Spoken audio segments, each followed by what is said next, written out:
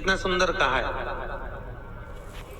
जिस व्यक्ति को ब्लड प्रेशर की बीमारी रहती हो, ऊपर नीचे ब्लड प्रेशर होता रहता हो, तकलीफ भोग रहे हो, बहुत कष्ट में हो, बार बार पसीना आ जाए शरीर पर, कुछ ना करिए, एक लोटा पानी भरो, 7 पत्ती नीम की डाल लो। काय की डालना? नीम, कड़वी नीम, मीठी नीम नहीं, कड़वी नीम। 7 पत्ती नीम की डाल लो और 7 उसमें बेलपत्र डाल लो। जिस व्यक्ति का ब्लड प्रेशर हाई हो, लो हो, उसके कमरे में उसको प्लेट से ढककर रख दीजिए। सुबह स्नान कर कर वही व्यक्ति जिसका ब्लड प्रेशर ऊंचा नीचा होता है, उसको शिव जी को समर्पित करना। शिव को चढ़ाकर उसी का पानी 7 बार उसी स्थान पर ग्रहण कर लेना। व्यक्ति का ब्लड प्रेशर बराबर हो जाता है। मात्र लगभग अगर सोमवार कर रहे हो तो 11 सोमवार करो, प्रतिदिन नियम से कर रहे हो तो 15 दिन कर लो, उसमें बराबर। फिर कभी जिंदगी में ब्लड प्रेशर की बीमारी चली ही जाती है, कोई दिक्कत नहीं करिए। जैसे घुटने का रोग वाला व्यक्ति, ये जितनी माताएं ऊपर बैठी हैं, इनको घुटने में तकलीफ होगी इसलिए बैठी।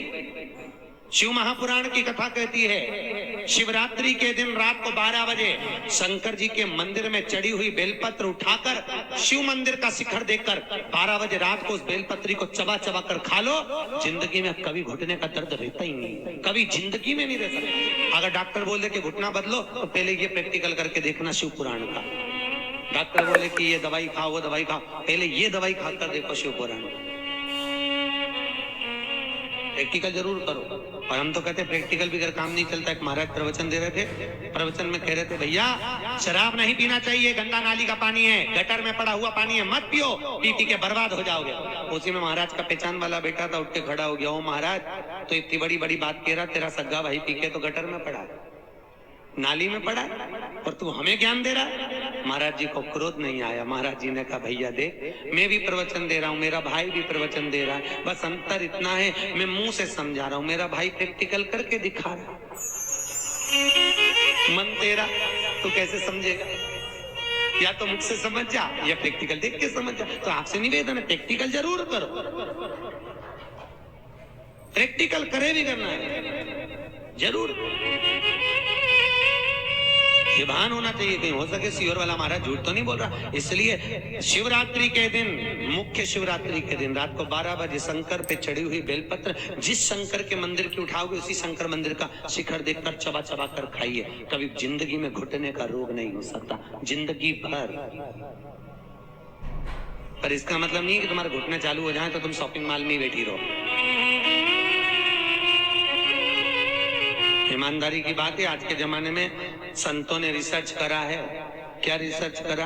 कि जितनी जितनी बूढ़ी बूढ़ी सासें हैं वो तो सब नरक जा रही हैं और बहुएं बेकुंठ जा रही हैं। तो सासों ने सोचा कि भाई हम नरक काय को जाना है, बहुएं काय को बेकुंठ? बहू तो घर में रहती है और हम तो इतनी कथा भागवत में जाए, हम तो इतनी कथा सुनते हैं, बूढ़ी बूढ़ी माताएं कहती हैं तो हमें बेकुंठ जाना चाहिए, तो बहू क्यों बेकुंठ जा रही है, हम नरक काय को जाए? तो संतों ने रिसर्च करा कि जितनी बूढ़ी बूढ़ी माताएं कथा में जाती हैं, इन सबको घर की याद बनी रहती है। मैं फ्रिज में दूध रखी आई, ना जाने क्या कर रही होगी, क्या पता, क्या मालूम क्या कर रही होगी, छोरा आया होगा, रोटी बनाई होगी कि नहीं बनाई होगी। और जितनी घर में बहुएं रहती हैं, वो उनसे कोई भी पूछता है कि मम्मी कहाँ गई? अरे सालासर भवन में शिव महापुराण की कथा चल रही है, अग्रवाल जी करा रहे हैं। अच्छा, आज कथा का दूसरा दिन है, सियोर वाला महाराज आया, उसे कथा ही कथा की बात बहू कर रहे, और बूढ़ी बूढ़ी अम्मा यहाँ बैठ के दूध और चाय को याद करे। इसलिए भगवान ने कहा, तू नरक वो स्वर्ग जा। इसलिए निवेदन है आपसे, मन चित्त वृत्ति बुद्धि सब शिव में लगा कर बैठो। हर हर, अरे हाथ तो उठाओ, दीन बंधु दयालु। अगर तुम हाथ नहीं उठाओगे, वो उठा लिया तो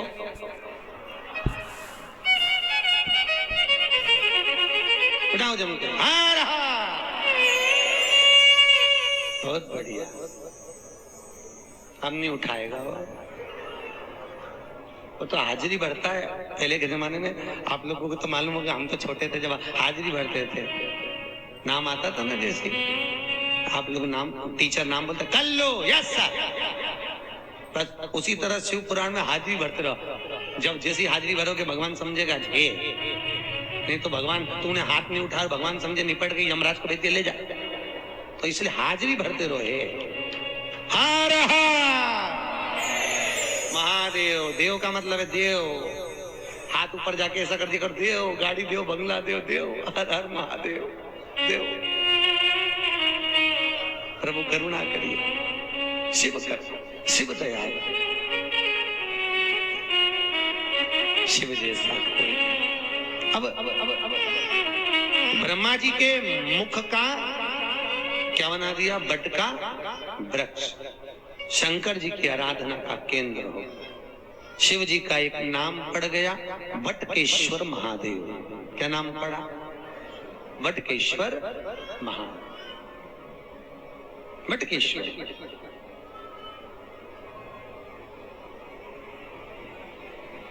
बटकेश्वर महादेव, शास्त्र कहता है जिस व्यक्ति को जीवन में कोई चर्म रोग हो गया हो,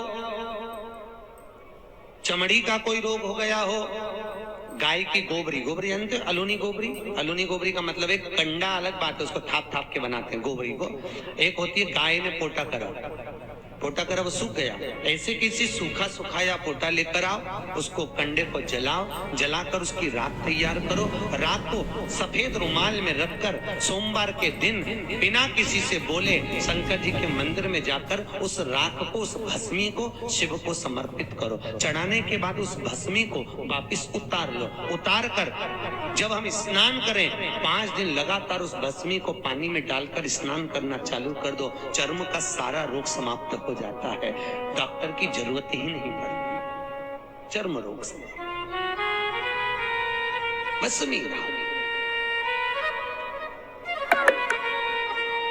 यहाँ कई माताएं जो लिंगायत संप्रदाय से हैं वो सिर पे भस्म धारण करती हैं।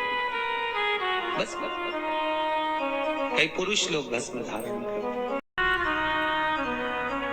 फिर वही बात आ गई, अकाल मृत्यु वो मरे जो काम करे चंडाल का, काल उसका क्या बिगाड़े जो भक्त हो महाकाल का। शिव रोग से मुक्त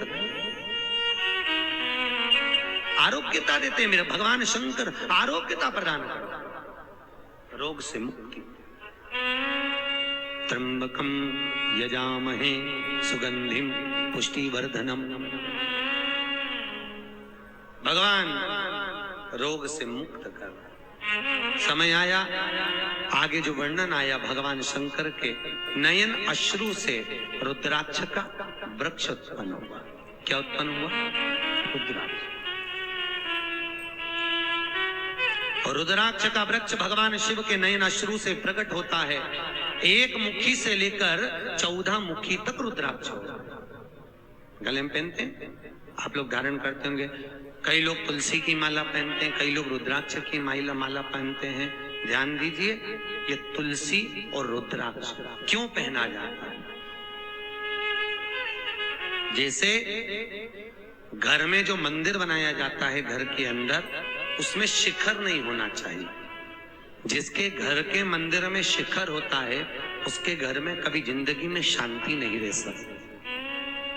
इसलिए घर के मंदिर में शिखर का मूलता नहीं रहती। ये उसी तरह है जैसे गरुण घंटी। गरुण घंटी देखी आपने?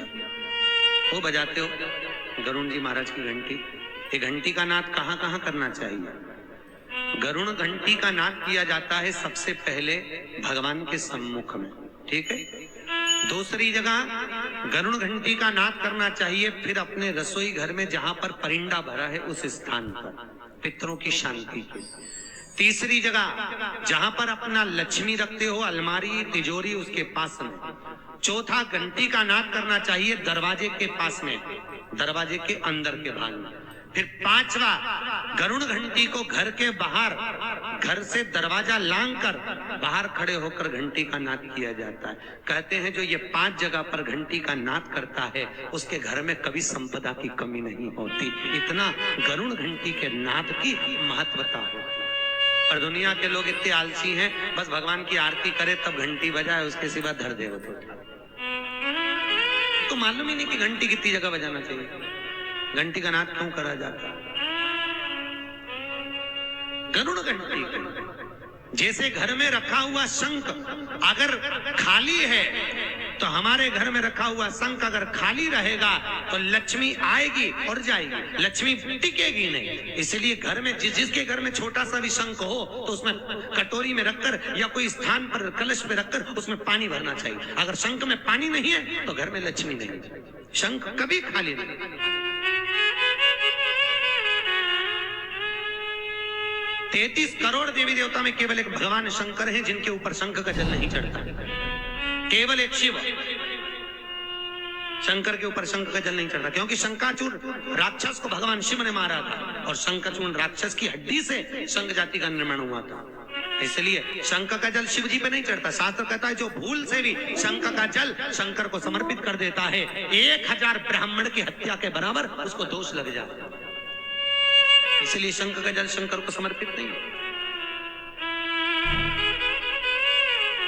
जिस व्यक्ति को नलियां चौक हो गई हो, डॉक्टर ने बोला बाईपास कराना पड़ेगा, उसको कुछ नहीं करना चाहिए। 7 बेर, बेर जानते हो क्या बोलते हैं यहाँ पर? बेर बोलते हैं। 7 बेर प्रत्येक शिवरात्रि को शंकर जी के ऊपर समर्पित करना चालू कर दो। 7 बेर, जिंदगी में कभी बाईपास कराने की जरूरत नहीं पड़ेगी, केवल 7 बेर।